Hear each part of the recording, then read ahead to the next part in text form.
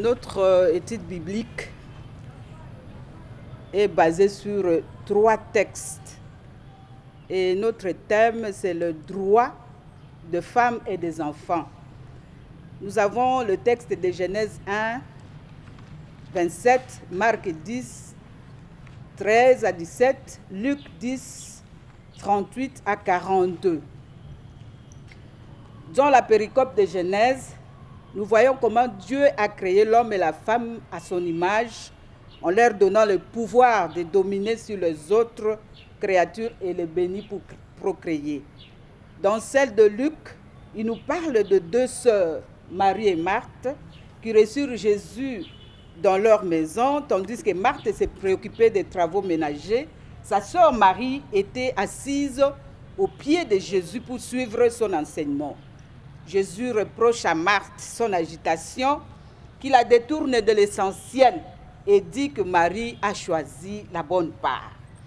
La dernière, c'est celle de Marc, qui nous présente des gens qui ont amené leurs enfants à Jésus pour qu'ils les bénissent. Les disciples s'opposent, mais Jésus en profite pour leur dire de laisser les enfants venir à lui, car quiconque veut appartenir au royaume de Dieu doit se comporter comme un enfant. Dans le plan de Dieu, l'homme et la femme sont égaux, dans leurs droits comme dans leurs devoirs. Si l'homme et la femme sont complémentaires, cela doit se traduire dans leur rapport,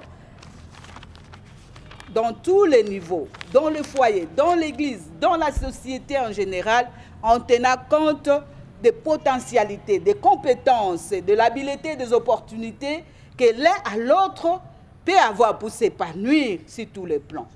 Ainsi, paraphrasant diront, homme ou femme, bref, tout être humain a le droit de prendre part à la gestion des êtres créés.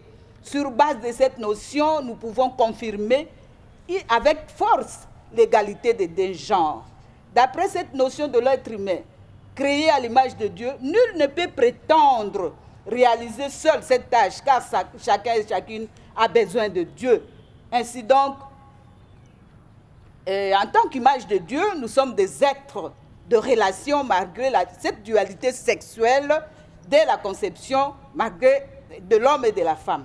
La création à l'image de Dieu ne vise pas d'abord ni ne privilégie l'un des sexes au détriment de l'autre. Mais dans les contextes congolais, cette vérité biblique s'affronte à des difficultés pour son application, due aux us et coutumes, en se référant aussi à Genèse 3,16, pour justifier la suprématie de l'homme par rapport à la femme. C'est ainsi que la femme subit des violences multiformes et perd certains de ses droits par ignorance qui freine la femme à la prise de conscience de ces derniers. De ce fait, la femme est marginalisée dans les instances de conception de décision à cause de cette sous-estimation de ses capacités intellectuelles, professionnelles, ses aptitudes à jouir de son droit. Au niveau de la famille, au niveau du village, dans certaines églises, l'ordination de femmes pose encore un problème. L'éducation traditionnelle, l'instruction de la femme, dont les familles accordent plus d'importance à l'instruction des garçons qu'à celle de filles. Parce que dans l'éducation traditionnelle, la fille est orientée vers le mariage. Ses capacités de réflexion, sa liberté de s'assumer comme un être humain sont émoussées. C'est pourquoi aucune femme n'accepte pas qu'elle soit épousée sans virement de dot. Sinon, elle perdrait sa valeur. Parce que dans cette éducation, la fille n'a pas de valeur qu'en étant mariée. Comme on dit, le coup moya moi si c'est na mobali. Donc la femme a de la valeur seulement à côté de l'homme. En somme, c'est une manière de penser, d'agir transmise de génération en génération et qui pèse encore sur les épaules de plusieurs femmes, même des femmes intellectuelles. Dans le foyer, la femme subit des violences multiformes. Elle est la propriété du clan de son mari. Après le décès de son mari, elle est malmenée, harcelée, maltraitée, privée de beaucoup de choses. Et c'est l'homme qui doit déterminer le nombre des enfants. C'est l'homme qui doit donner des noms aux enfants. Si la femme ne met pas au monde, elle est injuriée, humiliée et parfois même répudiée. Le mari doit parfois abandonner le foyer, et abandonner les enfants sans soutien. La femme est battue à fouet. Beaucoup de sortes de violences. Et dans l'Église, dans la CDCC, je crois qu'il n'y a pas de problème. Toutes les femmes peuvent accéder dans toutes les fonctions. Parce que nous avons des femmes pasteurs de paroisse, titulaires, assistantes. Il y a même une femme qui vient de devenir PSP. Il y a des chefs de département femmes et tout. Mais le problème se pose encore dans d'autres églises.